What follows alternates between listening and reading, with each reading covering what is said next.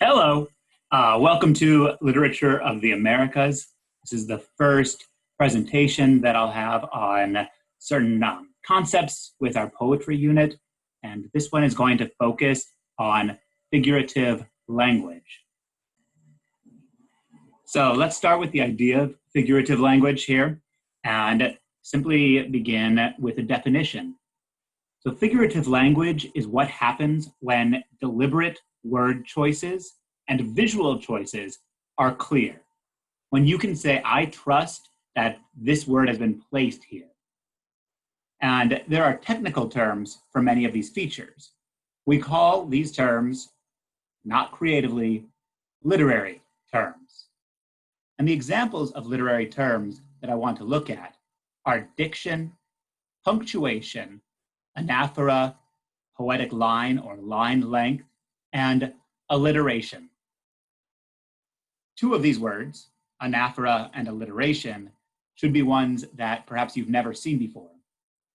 Diction will be an easy concept because it fits in with this idea of knowing what words mean and that words are different from other words. Punctuation, you're used to. You might not be used to thinking about it, but ask yourselves every time you've thought, how many comma or how many exclamation marks does this text message need? Do I want to combine an exclamation mark and a question mark? Right? Those are moments that you are thinking about this.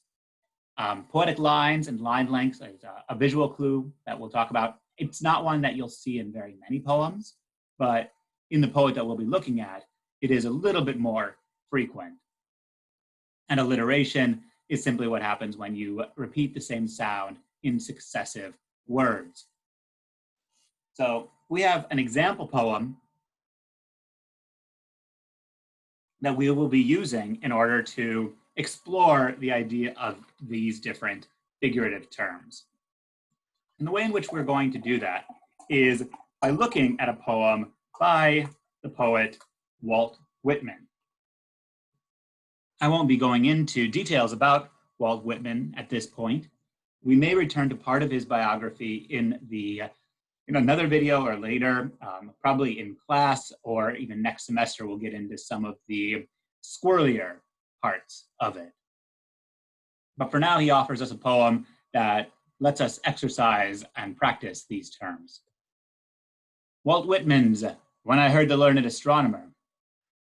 When I heard the learned astronomer, when the proofs, the figures were ranged in columns before me, when I was shown the charts and diagrams to add, divide, and measure them, when I, sitting, heard the astronomer where he lectured with much applause in the lecture room, how soon, unaccountable, I became tired and sick, till rising and gliding out, I wandered off by myself in the mystical, moist night air, and from time to time, looked up in perfect silence at the stars.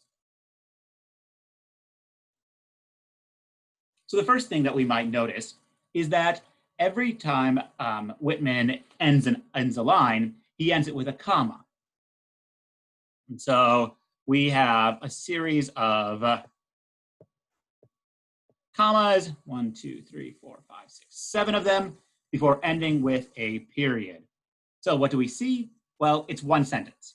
So the punctuation here helps divide everything up into neat units that combine everything into one sentence. So that's punctuation. The punctuation in this particular story isn't that exciting at first, but it becomes more exciting because what is something that you notice? Well, look at the first adjective that we have. When I heard the learned astronomer. So that little fellow there is an apostrophe. And what's that apostrophe doing? It is taking out the E. It's keeping out that E.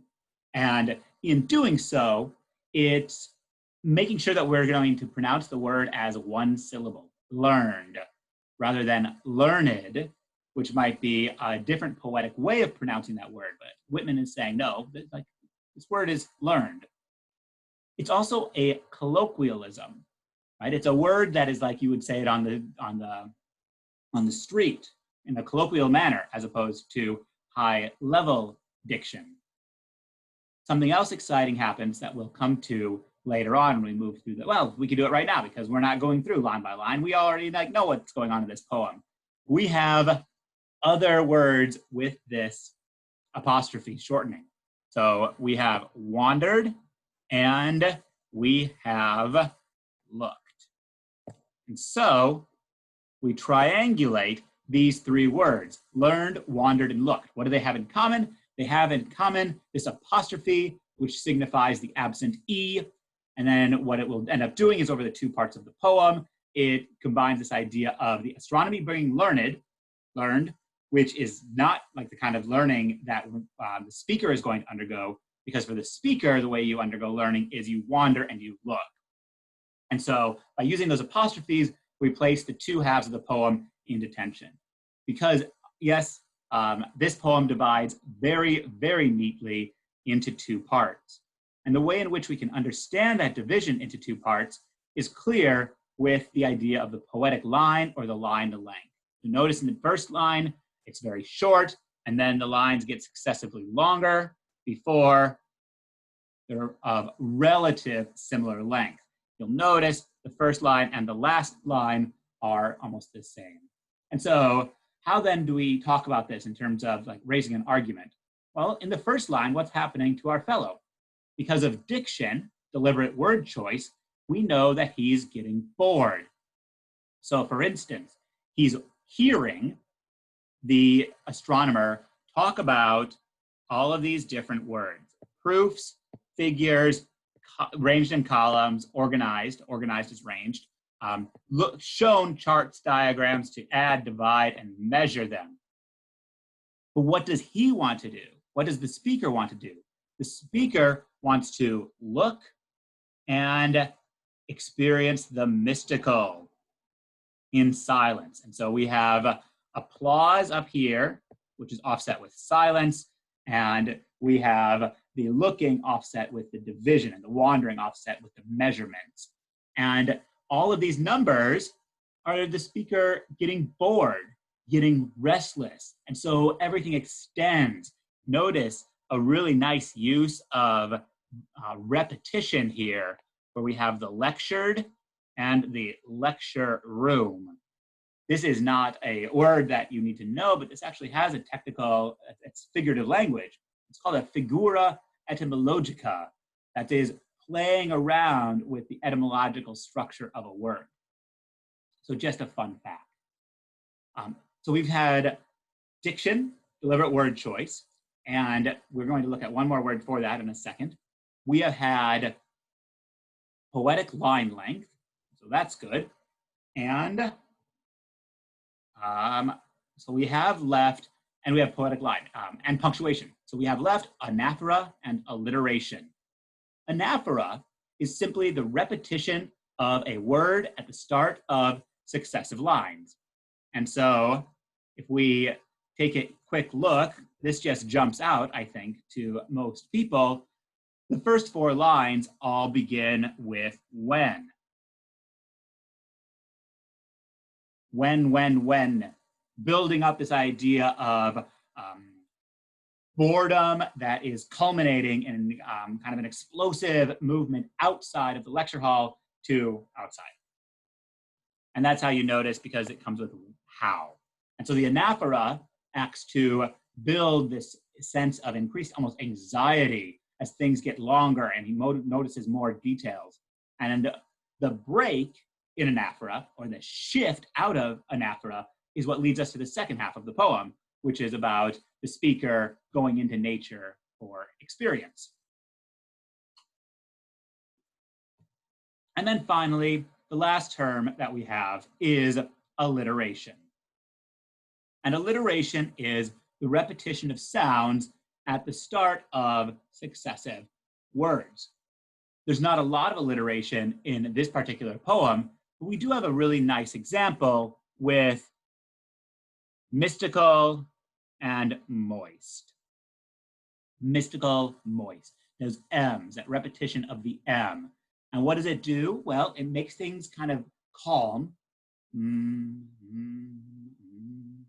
But it also draws together. What alliteration does is it yokes together different ideas. And so here we have mystical and moist night air, which means that the mystical is connected to the time of day in this particular poem. So that's how that's operating. The word that I wanted to point out, because I think it's really fabulous, and it's one that we will not come back to, but it's a concept that I am really invested in, where for me, poetry unfolds over the length of a poem, the length of a line, the length of a grammatical unit, but then also the length of a word. And for me, the most interesting word in this poem happens right in the middle. And that word is unaccountable. Unaccountable. Because on the surface, it simply means that, oh, I became tired and sick, right? I became bored, and I don't know why. But, and this is where poetry gets really exciting, is when you just press all of this energy into a word, an interpretation, and the word gives you back something. And so what do we have? Look inside the word unaccountable. We have count. Remember all of those mathy words up here? Well, you can't count them, right? Stars are something that you can't count. You can't put it into neat boxes. Notice you also have the idea of the table that's in unaccountable, seeming to go with those columns of addition and subtraction. No, you can't have tables. So you can't count, you can't tabulate. Instead, you have to go and wander. And with wandering, there's another element here, because wander is the translation for the Greek word for to wander, which is what the Greeks called the planets. So just some fun for you. And there